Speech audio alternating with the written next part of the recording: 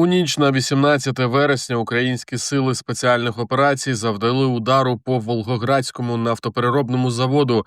Це підприємство є найбільшим виробником пального в Південному федеральному окрузі Росії, щороку переробляючи понад 15 мільйонів тонн нафти.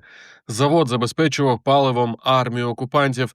Попередньо повідомляють про зупинку його роботи. Українські військові підкреслюють, асиметричні удари мають на меті паралізувати логістику ворога. У Башкортостані дрони атакували один із найбільших російських нафтохімічних заводів «Газпром Нефтехім Салават». На території виникла потужна пожежа, над підприємством здійнявся чорний стовп диму. Місцева влада підтвердила атаку та оголосила про позаплановий ремонт. У кількох районах Криму відбулися масштабні аварійні відключення електроенергії. Найбільше постраждали Бахчисарайський район, Орджонікідзе під Феодосією та села під Сімферополем. Окупаційні служби заявляють, що причиною стала негода, грози, шквальний вітер і град. Водночас масштаби відключень ретельно замовчуються.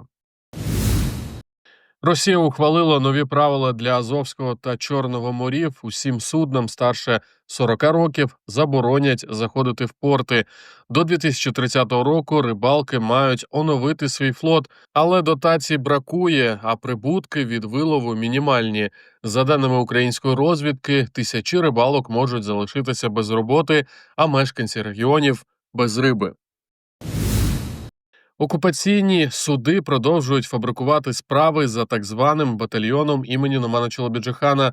Як повідомив голова Кримськотатарського ресурсного центру Ескендер Барієв, заочно заарештували двох жінок – Аміну Кадир та Ельміру Умєрову з Єнічеського району. Вони отримали умовні строки. Для російських силовиків неважливо, чи людина реально брала участь у блокаді Криму, достатньо лише випадкової присутності, щоб опинитися під репресіями. Польща перекрила ворота в Європу для Китаю. Закриття польського кордону з Білоруссю фактично паралізувало ключовий торговий маршрут між Європейським Союзом і Китаєм. Через польський коридор проходило до 90% вантажів нового шовкового шляху. Річний обсяг цих перевезень оцінювався у 25 мільярдів євро. Тепер під загрозою вся логістика між Європою та Пекіном. Польща вимагає від режиму Лукашенка припинити гібридні атаки та звільнити ув'язнених поляків. Ядерні амбіції Європи. Президент Польщі Кароль Навроцький заявив, що країна хоче розмістити ядерну зброю союзників на своїй території. Ймовірно, йдеться про США або Францію. Він підкреслив, що Польща повинна мати не лише енергетичні, а й військові ядерні можливості. Це стане ще одним кроком у зміцненні оборонної спроможності держави. На урочистому банкеті на честь візита Дональда Трампа король Великої Британії Чарльз III заявив про необхідність підтримки України та стримування російської агресії.